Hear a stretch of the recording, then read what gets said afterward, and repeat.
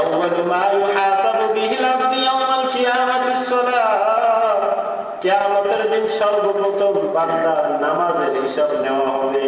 কিসের হিসাব নেওয়া হবে? নামাজের হিসাব নেওয়া হবে। আমাদের মধ্যে আজকে নামাজ তো উঠেই গেছে, নামাজ আমরা সাপ্তাহিক করে নিয়েছি, নামাজ আমরা বাৎসরিক করে নিয়েছি। ও যুবক ভাই, ও মুরব্বী বাবা, যতই কষ্ট যেখানেই থাকে নামাজটা ঠিক মতো পড়া শুরু করে দেন। নামাজ ধরলে দেখবেন সমস্ত কিছু আল্লাহ আপনাকে আমাকে দান করবে। বলেন সুবহানাল্লাহ। ওয়াজআলনা লাইলা লিবাসা। আল্লাহ রাব্বুল আলামিন বলতেছেন, বান্দা সারাটা দিন তুমি পরিশ্রম করবা, রিজিকের সন্ধানে বের হবা। আমি আল্লাহ রাব্বুল আলামিন তোমার এই পরিশ্রমকে দূর করার জন্য রাতে একটা আবরণ দিয়ে দিই, লিবাস দিয়ে দিই, আর এই রাতটা তোমাদের জন্য ঘুম ইবাদত করেছি। বলেন সুবহানাল্লাহ।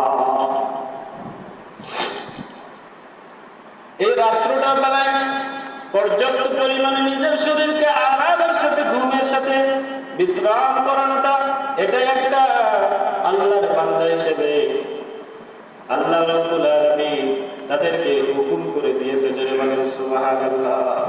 কারণ রাত্রটা যদি আপনি ঠিক মতো না ঘুমান, ফজরের নামাজ পড়তে পারবেন না, পরের দিন আবার কর্মরুচি করতে পারবেন না, নিজের শরীরের মধ্যে ঘাটতি আসলে ইবাদতের মধ্যে মন বসবে না, মানুষের সাথে নূর ব্যবহার করবেন, আপনার মিজাজের মধ্যে, দিমাগের মধ্যে চলাচলা ভাব চলে আসে।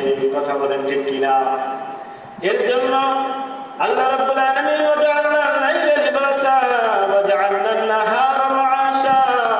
আর দিনকে তোমাদের জন্য সূর্য দিয়ে আলোকিত করে দিয়েছি, আলোক উজ্জ্বল করে দিয়েছি। এই দিনটা যদি আল্লাহ রাত্র করে দিত, আমার আপনার চলাফেরা করতে কত না কষ্ট হইত। রাতের মধ্যে যদি অন্ধকার করে দিত, তাহলে আপনার দিনের বেলা চলাচল করতে কত কষ্ট হইত। পানির মধ্যে যে মাছগুলো থাকে, একবার চিন্তা করে দেখেন, ওরা পানির মধ্যেই থাকে, ওদের মধ্যে দিনের বেলায় পানি, রাত্রের বেলায় পানি। মাটির নিচে যারা থাকে, ডানেও মাটি, বামেও মাটি, সামনে মাটি, পিছনেও মাটি। কিন্তু আমার আল্লাহ রাব্বুল আলামিন আশরাফুল মাখলুকাত এই মানুষদেরকে বড় দয়া করে, মায়া করে বানিয়ে তাদের জন্য যেখানে যেটা প্রয়োজন সেটা দিয়ে দিয়েছেন। বলেন সুবহানাল্লাহ। জোরে বলেন সুবহানাল্লাহ। ইনি হলেন রব। এর জন্য আল্লাহ রাব্বুল আলামিন বলতেছেন, ওয়াজআলনা নাহারা মাআশা। তোমাদের জন্য কি করে দিয়েছি? দিনকে করে দিয়েছি নাহারা, দিন রমাশা, উজ্জ্বল নক্ষত্র দিয়ে আলোকিত করে দিয়েছি। বলেন সুবহানাল্লাহ।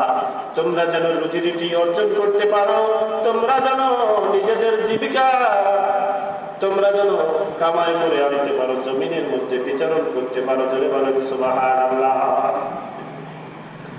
ওয়া বানাইনা ফাওকাকুম সাবআন শিদাদা। এবার আল্লাহ রাব্বুল আলামিন বলতেছেন, ওয়া বানাইনা ফাওকাকুম সাবআন শিদাদা। আমাদের মধ্যে কেউ কেউ রয়েছে পণ্ডিত, মহাপণ্ডিত, এরা বলে কি 7টা আসমান। আবার কি 7টা আসমানের আল্লাহ 7টা নাম দিয়েছেন। বলেন সুবহানাল্লাহ। 7টা আসমান কি?